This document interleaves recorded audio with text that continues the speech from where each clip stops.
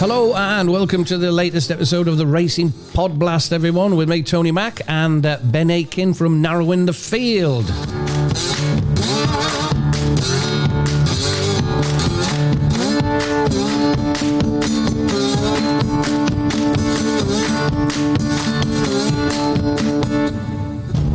And we're back after our 1 week break. We didn't miss anything, and we're off to Haydock this weekend, covering 3 races from their Saturday card, with one of the handicaps and both of the Group 3 races being covered by us. Today, no top, middle and bottom, of course, although so many of you love the jingle. Special requests. It's an all-request show, and we'll be leaving you with the top, middle and bottom jingle. We'll close the show out, and that's for you. And before that, though, it's off to Haydock, racing time. The Betfred Handicap at 2:25 is the first race under analysis for us. Welcome along, Ben, and welcome back, mate. Good to hear you from you again. Can you start us off with that one, the 2:25 Betfred Handicap? Morning, Tony. Yeah, good to be back. Betfred Handicap, Class 2, 1 mile 4. A couple that catch my eye in this handicap. The Charlie Hill trained Maglac being the first of them. He appears on my radar because he fits the following Charlie Hill's angle. Charlie Hill runners in Haydock handicaps over 7 furlongs or further when the ground is soft or quicker. Stats for those Charlie Hill types are 9 winners, 8 placed from 28 runners, 32% win strike rate, 61% win and place strike rate, over 76 points profit. Maglac, he meets those stats in this. He's lightly raced for a 5-year-old. This is only his 8th career start, only his 5th start in the handicap. It's also his first try at 1 mile 4 and his first start with blinkers on. So plenty there that could bring improvement from him. And Jim Crowley, he comes back in for the ride for the first time since the horse's 3-year-old career. His record, Jim Crowley's record on the horse, reads 2 wins and a place from 3 rides. So there are plenty of positives to support the chances of Maglac in this handicap. The other that catches my eye, Malik Alri. And he's flagged up to me on a very loose David Simcock angle that I've got plugged in. And that angle is David Simcock colts and geldings in handicaps over 1 mile or further that won last time out, and it start an SP of 11 to 1 or less. That angle returns stats of 36 winners and 16 placed from 91 runners, 40% win strike rate, 57% win and place strike rate, and over 50 points profit. Malik Alri meets those stats here. It'd be Maglac. Can't say that bugger's name, man. Maglac would be the one that interests me the most out of that too. Malik Alri, potential to play him each way at double figures, but Maglac, I think he's at the head of the market, but I get that. I think there's improvement to come from him still, especially up in trip. What you got, Tony, for the 225? Yeah, I've got an outsider here, the Max Mayhem, 6-year-old gelding, just 2 victories from 14 starts on turf. But victories have come on good ground, winning a place effort on good ground. 2 from 6 in the Class 2 contests, worth more than 20 grand a piece. That could go well at a big price or decent price, 16 to 1 in parts. Max Mayhem, and also Davina Grace, winner of 4 of her 13 starts on turf. Wouldn't want it any softer, Davina.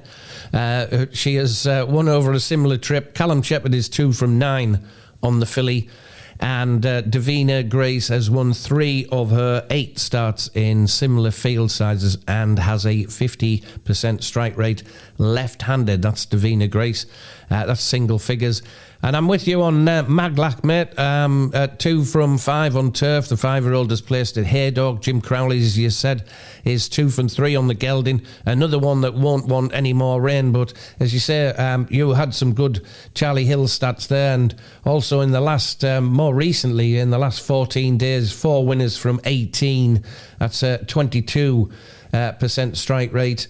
And going very well indeed, and pretty much consistent, is solid and consistent in the last 30 days as well, with a 21% strike rate.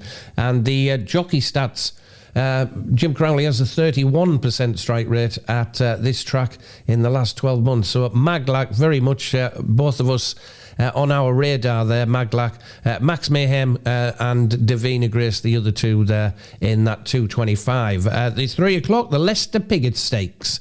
Group 3 over 1 mile of 4 furlongs. Ben, what have you got for the 3 o'clock? Leicester Piggott Stakes, Haggis and Marquand, they've won this race the past 2 years, both times with a 4-year-old daughter of See the Stars. And they go for the hat-trick of wins this year with See Theme, who's also a 4-year-old daughter of See the Stars. And See the Stars' 3 and 4-year-old offspring do have an excellent record in non-handicaps. At Haydock, over 1 mile 3 to 1 mile 4 trips. They are 12 wins, 6 places from 27 starts, 44% win strike rate. Added to that, William Haggis, he's obviously, as I mentioned, he's got a strong record in this particular race. And since 2015, he has saddled 7 runners. He's won with 3 of them. He's placed with 2 others. His last 3 runners in the race have all won. So definite positives for C Theme. No surprise to see her near the head of the market for this. Sapphire Seas is another that gains positives on the breeding side. She's by Frankel, and his offspring love racing at Haydock. An overall 32% strike rate for progeny of Frankel, improves to a 44% strike rate when you look at Frankel fillies and mares at Haydock in the April to July period. Sapphire Seas steps up to 1 mile 4 for the first time in this. She already has experience of the track after winning a handicap over 1 mile 2 at the back end of last season. She won that by an eased down 2 lengths off a mark of 94. She's since won a listed race at Yarmouth and finished second in a Group 2 in Medan.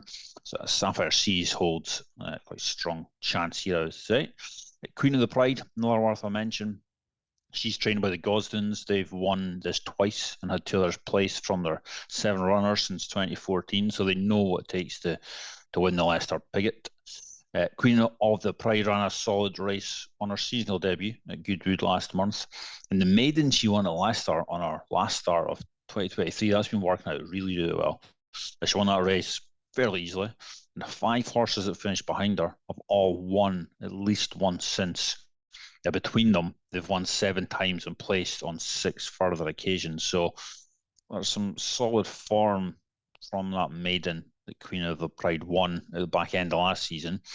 At bigger prices, Carnarvon looks interesting. She bombed out badly in the Middleton Stakes last time out, but last season she finished 4th in the 1,000 guineas and then a close 3rd in the Oaks at Epsom. She steps back up to 1 mile 4 here for the first time since that Oaks run. She might outrun her odds in this Carnarvon. I think she's potentially the one at the bigger price. I think just looks a bit too big. Ultimately, it does look a fairly wide open contest, I think, but I'm going to take a dart at Sapphire Seas and Queen of the Pride. That would be the 2 for me in the Leicester Piggott Stakes. Tony, what do you have for us? This is what I love about doing this show with you, and as you've just said, it's a wide open contest. You've just mentioned 4 horses. Well, I've got another 3 for you. Completely different horses. Wide open. Interesting draw stats in the last 8 years. We wouldn't want to be in the 4th quarter of the draw, and overall I'll be looking at the pace maps as well on gg's.co.uk. The 1st and 3rd quarters of the draw here in the 3 o'clock, the Leicester Piggott Stakes. The first one on the radar is Ching Shi, David Simcock and Jim Crowley. Just 1 from 10. That victory coming over 1 mile in a novices contest in October 2021. Goes on good ground, has hit the frame in a Group 3 contest in the past and has placed over a similar trip, Ching Shi. 4-year-old season was certainly better than the 3-year-old campaign, claiming prize money on 3 of 5 starts last season, including a 3rd of 10 at Pontefract 12 months ago in the month of June as well. Chingxi can go well at around 20 to 1. And the others I've got here, Mistral Star, Huey Morrison, is 2 from 6 on turf, winner on good ground and over a similar trip. Won at Salisbury over 1 mile 2 furlongs, beating 5 rivals by a length in June of last year. Has hit the frame left-handed on a couple of occasions, and 3 starts. That's from 3 starts, so 2 from 3 going left-handed, has hit the frame and possibly needed the run on seasonal debut at Ayr last month, Mistral Star. It must be said that Hughie Morrison, the trainer, isn't in the greatest of form at the moment, winning-wise, but Mistral Star's around 14 to 1, and in the last 30 days, trainer Hughie Morrison has a 43% win-in place strike rate.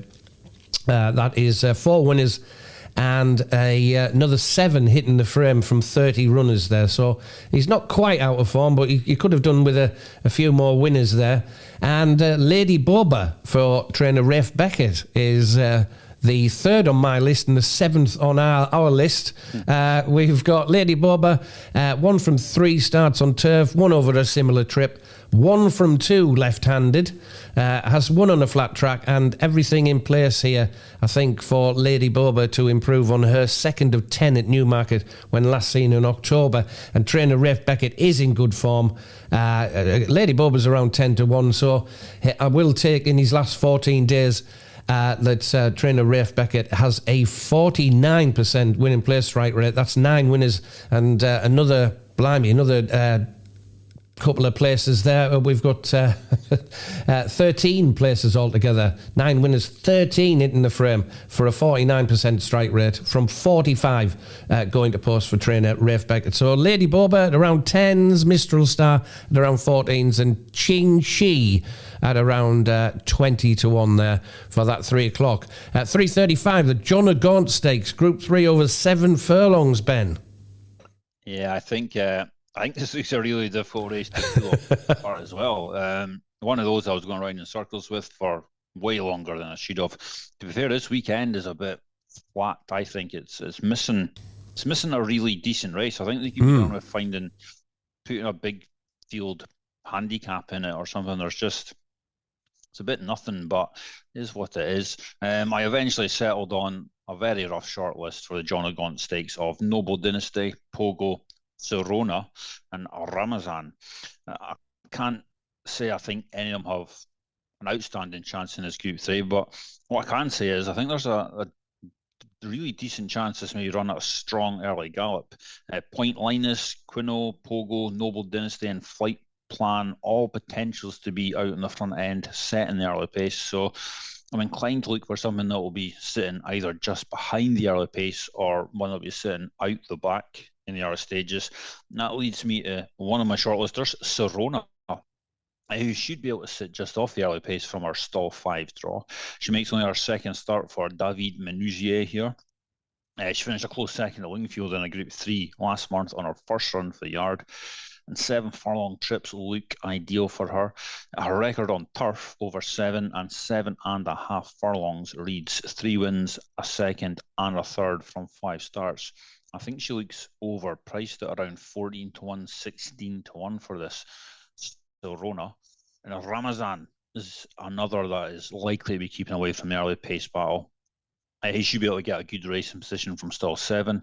He also has the positive of being 2 from 2 at Haydock, one of them over 7.5 furlongs. So pretty much the trip he faces here.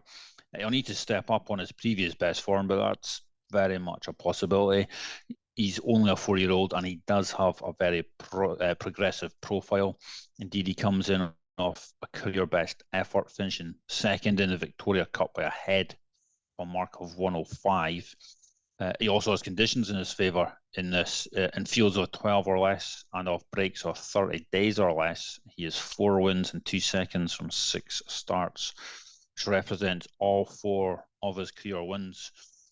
There's a bit of juice in his price as well, around 7 to 1. So tricky looking renewal, I think, of the John Gaunt Stakes. But I will tentatively play Serona and Ramazan. Who you got, Tony? This is a big Dutch race for me here, but I'll tell you what, we were talking off air, and Ben has promised everyone, by the way, our listeners of the Racing Podblast, that if Serona wins at a massive price tomorrow for David Menuzia and O'Shea Murphy. He will do a karaoke version next week of My Sharona. Yes! What do you reckon, Ben? Ricky Martin, Living La Vida Loca is my karaoke song. So. Living La Vida Sharona. Yeah, maybe. Do that one. Maybe. Yeah, ain't gonna happen, mate. No, all right. Again, no great figures on the fourth quarter of the draw here from the last 8 runnings of this race. 7 of the last 8 winners were officially rated 112 or higher. So that leaves us a bit struggling a bit, seeing as Flight Plan is the only selection that is that makes it the only qualifier. 7 of the last 8 winners of this race were officially rated 112 or higher, and there's only Flight Plan in that, and I'm not going for it either. We are going for, in this race, Noble Dynasty. Is 6-year-old by Debawi, 4 from 9 on turf, including 3 victories on good ground, 4 over a similar trip.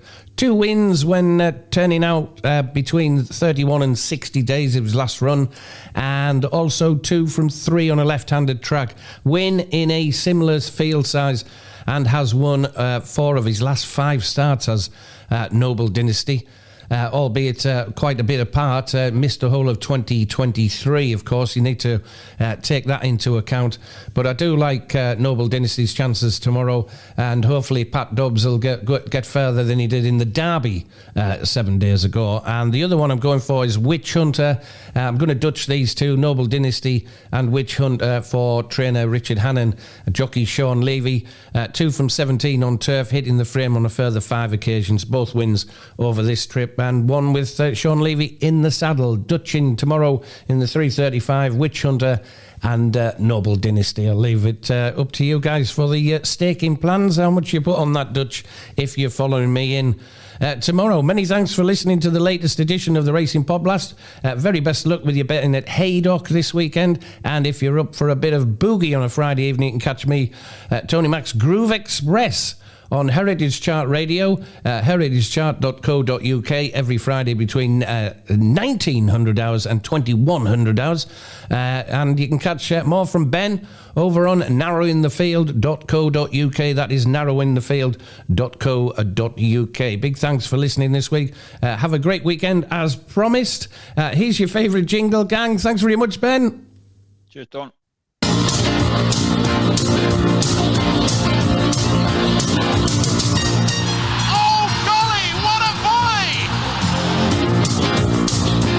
The great thing about loving football is you cannot explain why you love it. It just happens.